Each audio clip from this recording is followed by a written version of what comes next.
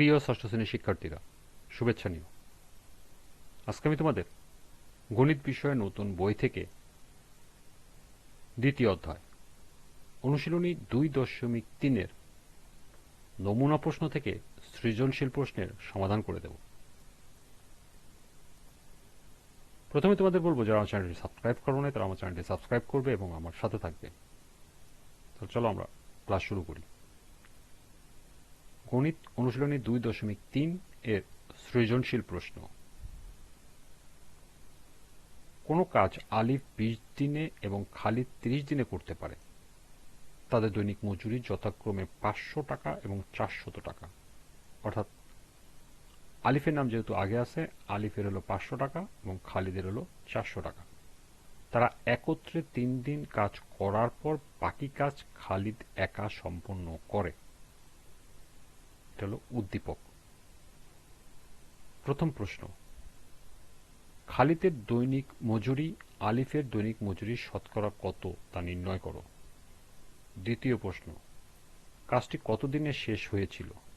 তৃতীয় প্রশ্ন, যদি প্রত্যেককে আলাদাভাবে কাজটির 5.6 সম্পন্ন করে তাহলে তাদের প্রাপ্ত মজুরির অনুপাত নির্ণয় করো। তাহলে চলো এখন আমরা একে একে 3টি প্রশ্নের সমাধান দেখে নিই। আমাদের প্রথম প্রশ্ন হলো, খালেদের দৈনিক মজুরি আলিফের দৈনিক মজুরির শতকরা কত তা নির্ণয় করতে হবে। খালেদের দৈনিক মজুরি হলো সমান সমান খালেদের দৈনিক মজুরি, যেহেতু আলিফের সাথে তুলনা করা হয়েছে তাহলে আলিফের দৈনিক মজুরিটা নিচে যাবে। তাহলে খালিদের দৈনিক মজুরি ডিভাইডেড বাই আলিফের দৈনিক মজুরি। খালিদের দৈনিক মজুরি হলো 400, আলিফের হলো 500 টাকা। তাহলে 400 ডিভাইডেড বাই 500, আমরা 400 ডিভাইডেড বাই 500, উপরে 400 ঠিকই থাকবে, নিচে 500কে যদি আমরা এভাবে লিখি 5 গুণন 100, কারণ আমাদের নিচে 100 যদি থাকে সেটা হলো পার্সেন্টেজ বা শতকরা হার। তাহলে 5 দিয়ে যদি আমি 400কে কাটি তাহলে 80, অর্থাৎ 80 গুণন 1/100। এই 1/100 মানে হলো পার্সেন্টেজ, অর্থাৎ 80%। সুতরাং খালেদের দৈনিক মজুরি আলিফের দৈনিক মজুরির 80%। এটাই হলো ক নম্বরের উত্তর। খ নম্বরে বলছে কাজটি কতদিনে শেষ হয়েছিল।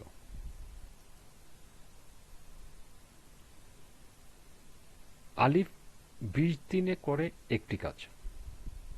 তাহলে আলিফ একদিনে কতটুকু করে সেটা আমাদের বের করতে হবে। তাহলে আলিফ একদিনে করে কম কাজ করে। কম কাজ মানে 1/20 অংশ কাজ। কম মানে হলো 20 ভাগ, তার মানে 1/20 অংশ কাজ। আবার খালিদ 30 দিনে করে একটি কাজ। তাহলে খালিদ একদিনে কতটুকু করে, নিশ্চয়ই কম করে। কম করলে ভাগ, ভাগ মানে 1/30 অংশ কাজ। তাহলে আমরা এখানে পেলাম আলিফ একদিনে কতটুকু করে, আর এখানে পেলাম খালিদ একদিনে কতটুকু করে। তাহলে আলিফ এবং খালিদ যদি একত্রে একদিনে কতটুকু কাজ করে সেটা বের করতে চাই, তাহলে আমাদের এই দুটো যোগ করলেই হবে। অর্থাৎ 1/20 যোগ 1/30 অংশ কাজ। আমরা 20 আর 30-এর যদি লসাগু করি তাহলে হবে 60। 60কে 20 দিয়ে ভাগ করলে আসবে 3, 3কে 1 দিয়ে গুণ করলে আসবে 3, যোগ আছে যোগ দিব। 30কে যদি 60-এর ভিতরে ভাগ দিই তাহলে আসবে 2, 2কে যদি 1 দিয়ে গুণ করি 2 একে 2, অর্থাৎ 3 যোগ 2 মানে 5, নিচে হবে 60। আমরা যদি কাটাকাটি করি 5 বরং 60, অর্থাৎ 1/12 অংশ কাজ। এই 1/12 অংশ কাজ দুইজনে মিলে একদিনে করে। সুতরাং আলিফ ও খালিদ একত্রে 3 দিনে কতটুকু করে। একদিনে যদি এটা করে 3 দিনে করলে বেশি লাগবে। বেশি মানে হলো গুণ, তার মানে 1/12 উপরে 3 গুণ হয়ে যাবে। আমরা 3 দিয়ে যদি 4 দিয়ে কাটি 3 4 12, অর্থাৎ 1/4 অংশ কাজ 3 দিনে করে। 3 দিন করার পর অবশিষ্ট কাজ থাকে কতটুকু, কারণ এখানে প্রশ্নে উল্লেখ আছে তারা একত্রে 3 দিন কাজ করার পর বাকি কাজ খালিদ একা করে, মানে 3 দিনে একত্রে করছে আর বাকি কাজটুকু খালিদ করছে। তাহলে আমরা বাকি কাজের অংশটুকু বের করব। তাহলে 3 দিন করার পর অবশিষ্ট কাজ থাকে, সম্পূর্ণ কাজটাকে যদি 1 ধরি তাহলে 1 বিয়োগ 1/4 অংশ। লসাগু যদি করি 4, 4কে 1 দিয়ে ভাগ করলে আসবে 4, 4 থেকে 1 দিয়ে গুণ করলে আসবে 4, আর এখানে 4 এ 4 ভাগ করলে আসবে 1, 1 দিয়ে 1 গুণ করলে আসবে 1, যেহেতু বিয়োগ আছে এখানে বিয়োগ দেব, তাহলে 4 - 1 মানে 3/4 অংশ কাজ অবশিষ্ট থাকে। এই অবশিষ্ট কাজটা কে করে? খালিদ একা করে।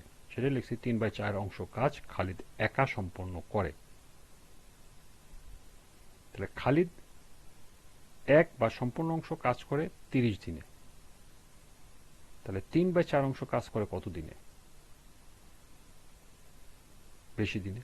বেশি মানে হলো গুণ, গুণ মানে হলো উপরে যাবে 3, নিচে আসবে হলো 4। তাহলে আমরা যদি 4 দিয়ে 30-কে কাটি, 2 দিয়ে কাটি, তাহলে 2 দুগুণে 4, 15 দুগুণে 30, 15 গুণন 3 মানে 3 15 45/2 দিনে খালিদ অবশিষ্ট অংশ কাজ করে। তাহলে কাজটি শেষ হয়েছিল, প্রথমে 3 দিন করছে, পরে 45/2 দিন। একে যদি আমরা যোগ করি, লসাগু আসবে 2, 2-এর সাথে 3 গুণ করলে 3 দুগুণে 6 যোগ 45, 45 যোগ 6 মানে 51/2। এটাকে যদি আমরা ভগ্নাংশে প্রকাশ করি তাহলে 25/1/2 দিনে। সুতরাং কাজটি শেষ হয়েছিল 25/1/2 দিনে। এটি হলো খ নাম্বারের উত্তর। এরপরে গ নাম্বারে বলছে যদি প্রত্যেককে আলাদাভাবে কাজটির এত অংশ মানে 5/16 অংশ সম্পন্ন করে তাহলে তাদের প্রাপ্ত মজুরির অনুপাত নির্ণয় করো।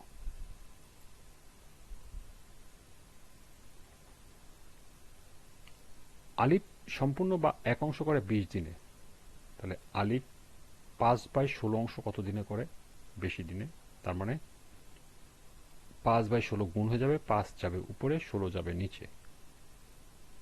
আমরা যদি কাটাকাটি করি 20-এর সাথে 16, 4 দিয়ে কাটলে 4 4 16, 4 5 20, 5 গুণন 5 মানে 25, নিচে এলো 4 দিনে। আবার আলিফ এক দিনের মজুরি কত? 500 টাকা দেওয়া আছে। তাহলে এত দিনের মজুরি কত? এত দিনের মজুরি হলো গুণ হয়ে যাবে, কারণ হলো বেশি দিন, যেহেতু বেশি মানে গুণ। তাহলে 500-র সাথে 25 গুণ হবে, আর নিচে যেহেতু ভাগ আছে 4, নিচে চলে আসবে। 4 দিয়ে যদি 500-কে কাটি 125 বার যাবে, 125-কে যদি 25 দিয়ে গুণ করি তাহলে 3125 টাকা।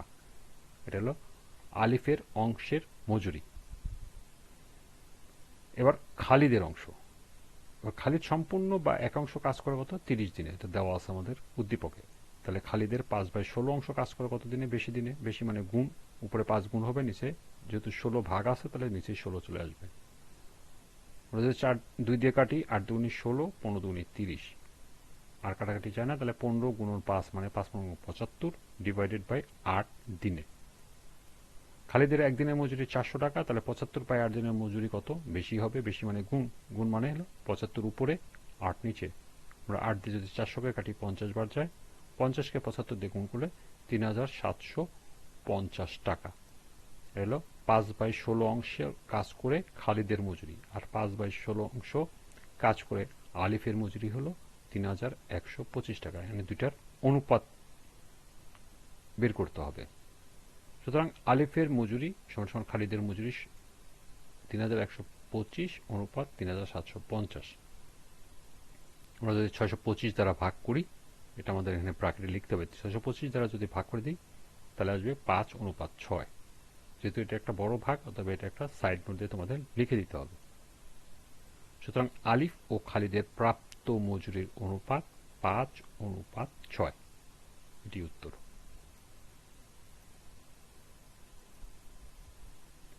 এই ছিল অনুশীলনী 2.3-এর সৃজনশীল প্রশ্নের সমাধান।